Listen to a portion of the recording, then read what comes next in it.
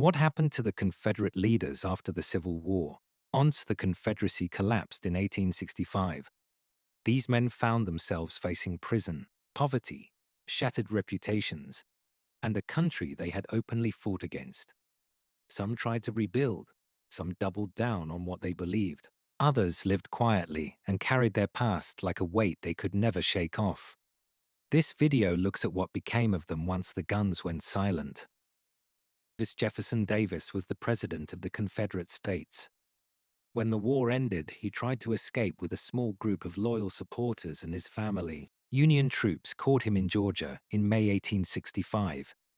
Rumors later claimed he was disguised in women's clothing. That was exaggerated.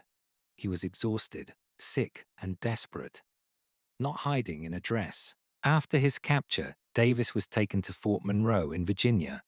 He was kept in a damp, bare casemate cell and placed under constant guard. His ankles were shackled for a short period, which caused a national outcry. Even some Northerners thought the treatment went too far. Davis stayed in prison for almost 2 years. His health collapsed, and he aged quickly. The United States considered trying Davis for treason, but the case raised complicated constitutional questions.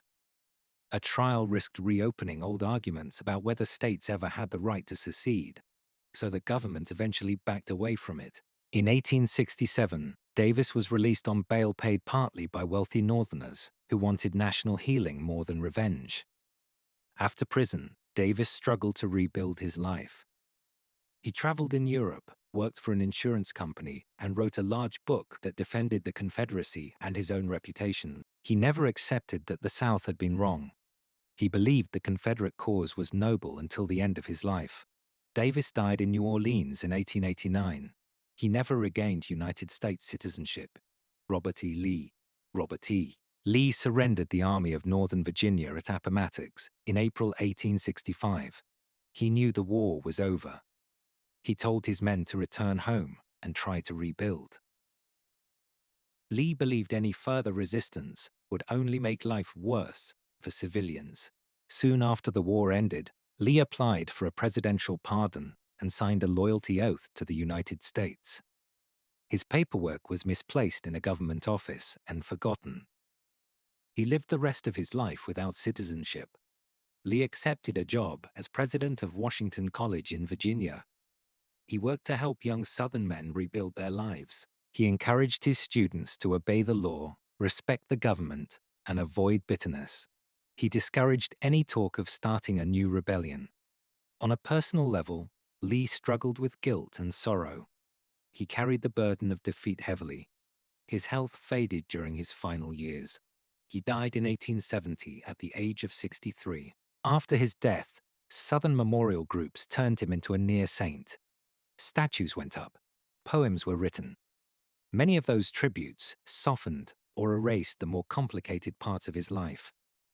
Thomas Stonewall Jackson never saw the end of the war. In May 1863, he was accidentally shot by Confederate soldiers who mistook him for Union troops. He died from pneumonia several days later. Because he died while the Confederacy was still winning battles, Jackson's image stayed frozen in time. He became a martyr almost immediately. His widow, Mary Anna Jackson, protected his legacy for the next 60 years. She wrote books, guarded his personal letters, and attended countless memorial events. She never remarried and wore black for the rest of her life. She became known throughout the South as the widow of the Confederacy. Jackson's early death kept him untouched by the defeat and humiliation that came later. His reputation grew and grew.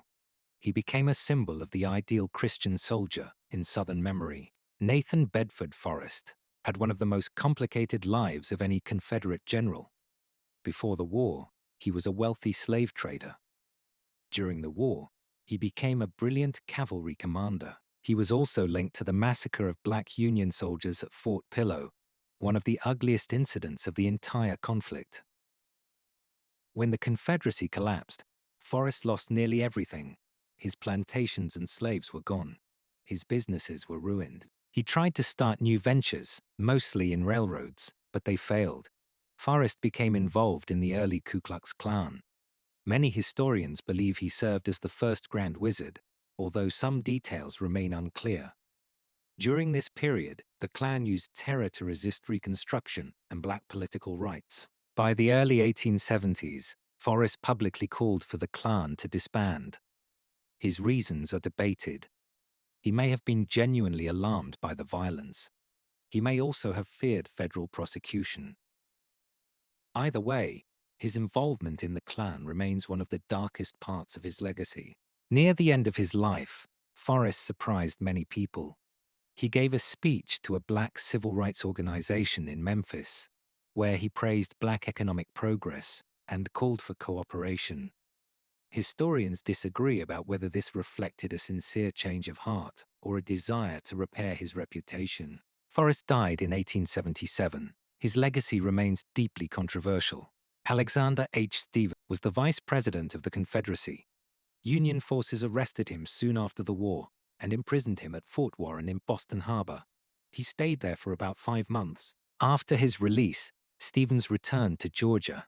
He wrote political essays and defended his role in the Confederacy. He also wrote a long history of the United States that argued for states' rights and downplayed slavery's role in the conflict. In a remarkable turn, Stephens returned to national politics. In 1873, he was elected to the United States Congress. His election showed how quickly former Confederate leaders regained political influence during Reconstruction.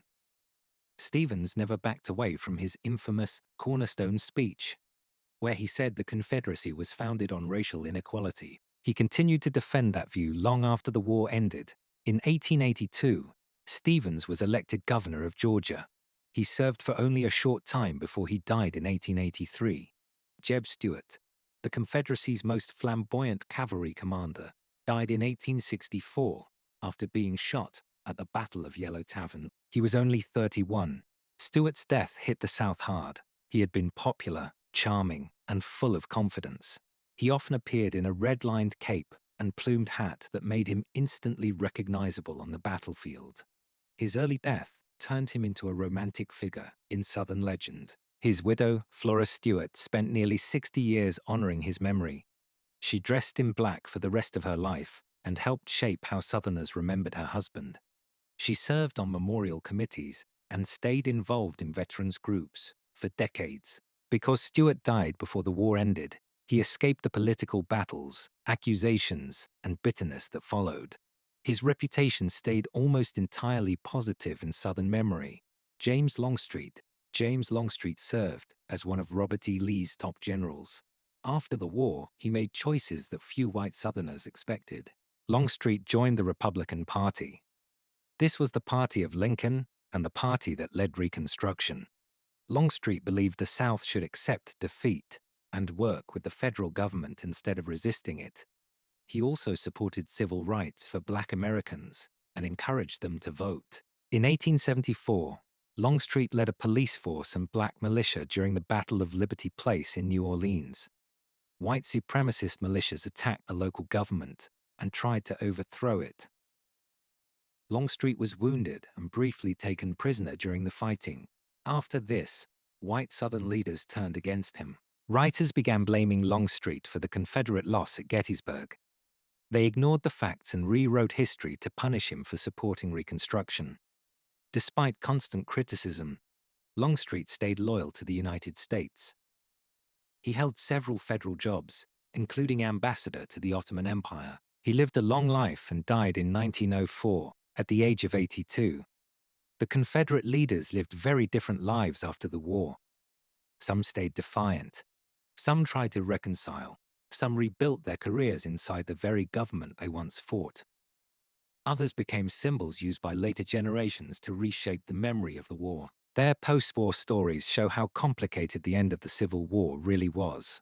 The fighting stopped, but the struggle over memory, identity, and responsibility continued for decades.